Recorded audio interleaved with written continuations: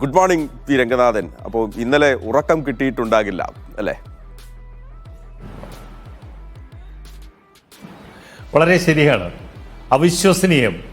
അത് മാത്രമല്ല, ഇത്ര മികച്ചൊരു വിജയം ആരും പ്രതീക്ഷിച്ചില്ല.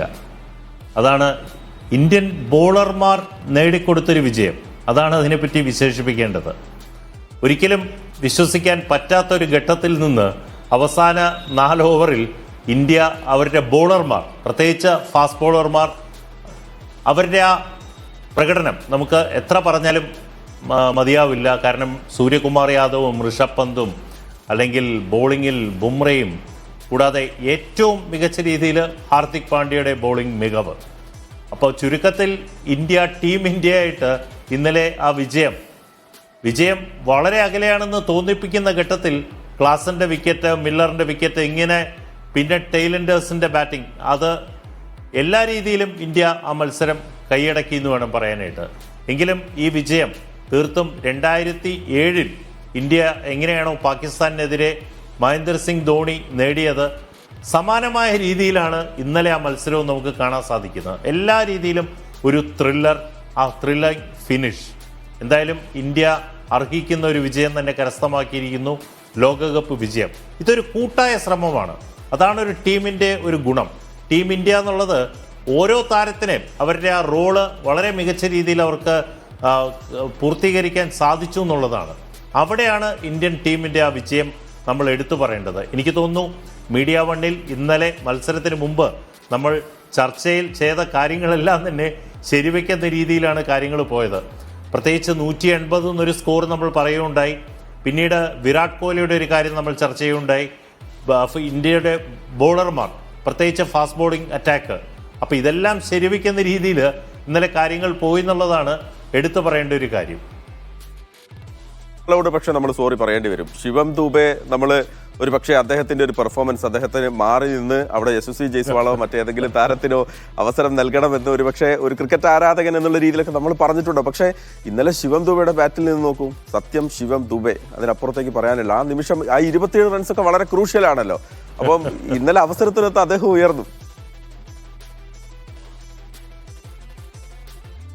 വളരെ ശരിയാണ് മഹേഷ്. ഇന്നലെ അതുമാത്രമല്ല, അക്സർ പട്ടേലിന്റെ ഇന്നിങ്സ്, അത് ഏറ്റവും നിർണായക ഘട്ടത്തിൽ ഇന്ത്യ ആ 3 ബാറ്റർമാർ പെവിലിയനിലോട്ട് മടങ്ങിയപ്പോൾ ഒരു സ്കോർ 150 താഴെ പോകുന്ന ഒരു ഘട്ടത്തിലാണ് അക്സർ പട്ടേലും വിരാട് കോഹ്ലിയും ഒരു ദൗർഭാഗ്യകരമായിട്ടുള്ള ഒരു റണ്ണൌട്ട്. ഒരുപക്ഷെ അക്സർ പട്ടേലും റൺ ആക്സലറേറ്റ് ചെയ്ത് ടീം ഇന്ത്യക്ക് ഒരു മാന്യമായ സ്കോർ പടുത്തുയർത്താനായിട്ട് സാധിച്ചു.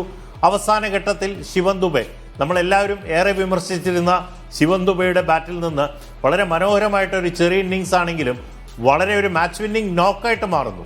അവിടെയാണ് നമ്മൾ ആ ഇന്നിങ്സിൻ്റെ 26 റണ്ണായാലും ആ 26 റണ്ണ് എത്ര ക്രൂഷ്യലാണെന്നുള്ളത് കളി അവസാനിച്ചപ്പോഴാണ് മനസ്സിലാക്കിയത്. എന്തായാലും അതാണ് ഞാൻ പറഞ്ഞത്, എല്ലാ താരങ്ങളും ഈ ലോകകപ്പ് നേടുന്നതിൽ അവരുടെ പങ്ക് പൂർണ്ണമായിട്ടും വിനിയോഗിച്ചു. അതുമാത്രമല്ല, ടീം മാനേജ്മെൻറ്റ് ടീമിനെ മാറ്റാത്ത തീരുമാനം, അതാണ് നമ്മൾ എടുത്തു പറയേണ്ടത്. നമ്മൾ പറഞ്ഞ ശിവം ദുബെ ഉൾപ്പെടെയുള്ളവർ അവരെല്ലാം പെർഫോം ചെയ്ത് ടീം ഇന്ത്യക്ക് ഒരു മികച്ച വിജയം കരസ്ഥമാക്കി ലോക കിരീടം നേടാനായിട്ട് സാധിച്ചു എന്നുള്ളതാണ്. ഓക്കെ, പക്ഷെ ആ മത്സരത്തിന്റെ ഏറ്റവും ഒരു ക്രൂഷ്യൽ പോയിന്റ് എന്ന് പറയുന്നത്, അല്ലെങ്കിൽ ഒരു ടേണിംഗ് പോയിന്റ് എന്ന് പറയുന്നത്, ആകാശത്തേക്ക് ഉയർന്ന സൂര്യകുമാർ എടുത്ത ക്യാച്ച് തന്നെയാണ്. അതാണ് ആ മത്സരത്തെ മാറ്റിയത്. ഇല്ലെങ്കിൽ ഓർക്കണം പി രംഗനാഥൻ, 5 പന്ത് 10 ബോൾ ഡേവിഡ് മില്ലർ, നമ്മൾ എവിടെ നിൽക്കും? അപ്പോൾ ആ ക്യാച്ചിനെ നമുക്ക് എന്ത് പറഞ്ഞ് വിശേഷിപ്പിക്കേണ്ടി വരും? ക്യാച്ചസ് വിൻ മാച്ചസ് എന്നാണ് പറയുന്നത്. അത് ശരിവെക്കുന്ന രീതിയിൽ സൂര്യകുമാറിന് ബാറ്റിങ്ങിൽ അദ്ദേഹത്തിന് ശോഭിക്കാൻ സാധിച്ചില്ലെങ്കിലും ആ ക്യാച്ച് ലോകകപ്പ് നേടിക്കൊടുത്തു. ഇന്നൊരു സോഷ്യൽ മീഡിയയിൽ ഒരു പോസ്റ്റ് ഞാൻ കണ്ടായിരുന്നു. കാരണം വേൾഡ് കപ്പ് സൂര്യകുമാറെ ക്യാച്ചിലൂടെ പിടിക്കുന്ന ഒരു സോഷ്യൽ മീഡിയയിലുള്ള പോസ്റ്റ് ആ സൂചിപ്പിച്ചിരിക്കുന്നത് തന്നെ ആ ക്യാച്ചാണ് ലോകകപ്പ് ഇന്ത്യക്ക് നേടിത്തന്നത്. പക്ഷേ ബോളിങ്ങിൻ്റെ കാര്യത്തിൽ ഞാൻ പറയാമല്ലോ, അക്ഷർദീപ്, അദ്ദേഹം വളരെ മികച്ച രീതിയിൽ ഒരു പുതുമുഖം എന്നുള്ള രീതിയിലല്ല അദ്ദേഹത്തിൻ്റെ ആ ബോളിംഗ് മികവ്. ലോകകപ്പിൽ ഇത്ര മനോഹരമായിട്ട് പന്തെറിഞ്ഞ മറ്റൊരു പുതിയ താരം നമുക്ക് കാണാൻ സാധിക്കില്ല. അദ്ദേഹത്തിൻ്റെ ആ റോള് വളരെ ക്രൂഷ്യലായിരുന്നു. കാരണം തുടക്കത്തിലെ നേടിയ വിക്കറ്റ്, കൂടാതെ പിന്നീട് വന്ന് വിക്കറ്റ് എടുത്തത്, കൂടാതെ ബുംറ ഒരു സീസൺഡ് ബോളറാണ്. പിന്നീട് ഹാർദിക് പാണ്ഡ്യ. അപ്പോൾ ഈ ബോളർമാരുടെ ആ പ്രകടനം നമുക്കൊരിക്കലും മറക്കാൻ പറ്റാത്ത ഒരു ഫൈനലായിട്ട് മാറുന്നു. ഇത്ര ഒരു ടോട്ടൽ അത് അനായാസം സൗത്ത് ആഫ്രിക്ക മറികടക്കും. പ്രത്യേകിച്ച് ക്ലാസിനെ പോലെയുള്ള ഒരു താരം അവിടെ നിന്ന് അക്സർ പട്ടേലിന് 30 റണ്ണൊക്കെ അടിച്ചപ്പോൾ കളി കൈവിട്ട ഘട്ടത്തിൽ നിന്നാണ് ഹാർദിക് പാണ്ഡ്യ വിക്കറ്റ് നേടുന്നു.